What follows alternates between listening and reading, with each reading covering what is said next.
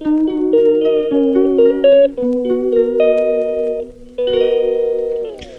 Morning everyone. আজকের ব্লগটা এখান থেকেই শুরু করলাম। আজকে একটা মিনি ব্লগ নয়, আজকে একদিন করে সপ্তাহে বড় ব্লগ দেব।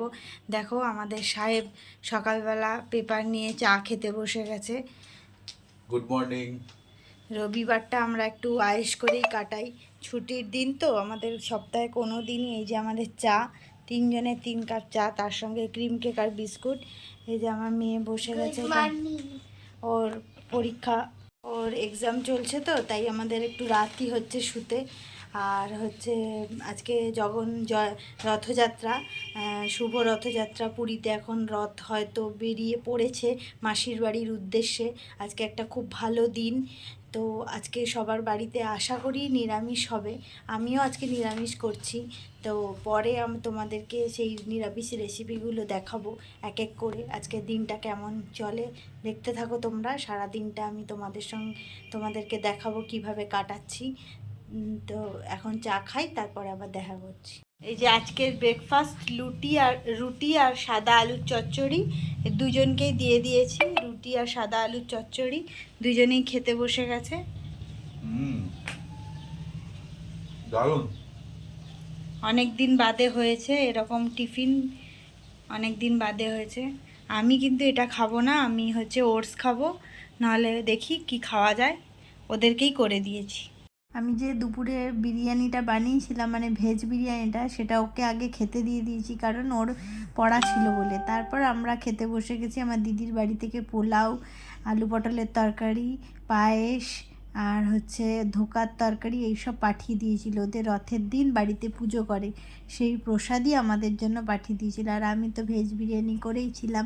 তারপর আমাদের বিরিয়ানিটা আমরা খেয়ে নেব। এই দেখো আমরা দুজনে খেতে বসে গেছি। এখন ঠাকুরের প্রসাদটা আগে খেয়ে নেব, দিদিভাই যেটা পাঠিয়েছে ওটা আগে খেয়ে নেব, তারপর যদি মনে হয় তাহলে বিরিয়ানিটা নেব। বিরিয়ানি তো ওখানে বসানোই আছে। তো পোলাওটা মনে হয় খুব ভালোই হয়েছে, তাই না?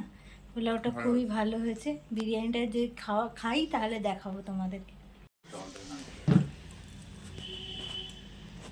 এই দেখো আবার হচ্ছে বিরিয়ানি নিয়েছি, লোভ সামলাতে না পেরে ভেজ বিরিয়ানি নিয়েছি। এই যে দেখো কেমন লাগছে গো? ভালো হয়েছে, অনেকদিন পরে বানিয়েছো, খুব সুন্দর হয়েছে। তুমি ক্যামেরার দিকে একটু তাকাও। এই রেসিপিটা সবার সাথে শেয়ার করে দিও। ঠিক আছে, দারুণ হয়েছে। আমি আমার মতো করে ভেজ বিরিয়ানি করি, কারণ অনেকে অনেক রকম করে করে। আর এটা খুব তাড়াতাড়ি হয়, সহজ পদ্ধতিতে, তাই তোমাদেরকে দেখিয়ে দেব যে কিভাবে করলাম। আজকে করে রেখেছি, বাট মানে ছেড়ে দেব কিভাবে করেছি। এই যে আমাদের আজকে বিকেলবেলা পার্থদা এসেছিলো। পার্থদা হচ্ছে সুমিতার বর। পার্থদা খুব ভালো মানুষ। পার্থদা একটা কাজের জন্যই আমাদের বাড়িতে এসেছিলো, তো সবাই মিলে একসঙ্গে চা খেয়ে নিচ্ছিলাম। এই দেখো সবাই একসঙ্গে। এটা হচ্ছে পরের দিন, সেদিনকে আর শেষ করা হয়নি। পরের দিন ওকে আনতে গিয়েছিলাম মেয়েকে, ও ওআরএস খেতে খেতে আসছিল। দেখো কালকে আর ব্লগটা শেষ করা হয়নি, কারণ হচ্ছে পরীক্ষার জন্য একটু ব্যস্ত থাকি, তো ওই জন্য আর শেষ করা হয়নি। আজকে সেটাকে কন্টিনিউ করে আজকেই শেষ করে দেবো এখানেই। আর আজকে স্কুলের টাইমটা আবার চেঞ্জ হয়ে গেছে, 8টা থেকে হয়ে গেছে। এই জন্য সকালটা একটু এতদিনে একরকম শিডিউলে চলছিলাম, তো আবার চেঞ্জ হয়ে যেতে একটু অসুবিধা হয়েছে সকালটা। সেই জন্য 8টা থেকে ওকে 7:30টার সময় বেরিয়ে গেছিলো। সকাল থেকে আজকে কিছুই করা হয়নি। তারপর আমার ঘরেরও কিছু কাজ ছিল, আজকে রান্নাঘরের ওয়ার্ড্রপগুলো সমস্ত তেল দিয়ে মুছেছি, অনেক কাজ ছিল, সেই জন্য কিছু করা হয়নি। এখন আমরা দুজনে আজকে অনেক দিন বাদে আবার দুপুরে লাঞ্চে বসে গেছি দুজনে একসঙ্গে। দেখো এই যে ও খাচ্ছে, পরীক্ষা দিয়ে এসছে। আজকের অনেক কিছু মেনু আছে সব।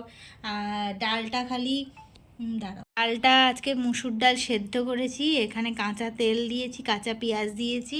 আর এই বড়াটা মাছের ডিমের বড়া ভাজা। এই তরকারিটাও একটু ছিল আগের, বাটাটাও ছিল। কুলেখাড়া শাকটা আজকের করা।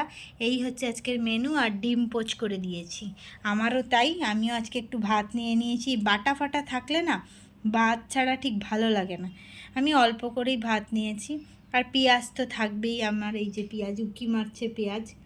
আজকের ব্লগটা এখানেই শেষ করলাম। তোমাদের কেমন লাগছে জানিও, কেমন লেগেছে জানিও, কেমন লাগছে জানিও। তো টাটা, বাই বাই। এখন গুড নাইট আর বলবো না, এখন গুড আফটারনুন। তো আবার একটা দেখা হবে নতুন ব্লগের সঙ্গে। তোমরা ভালো থেকো, সুস্থ থেকো, আর হচ্ছে লাইক, কমেন্ট আর শেয়ার করতে ভুলো না কিন্তু।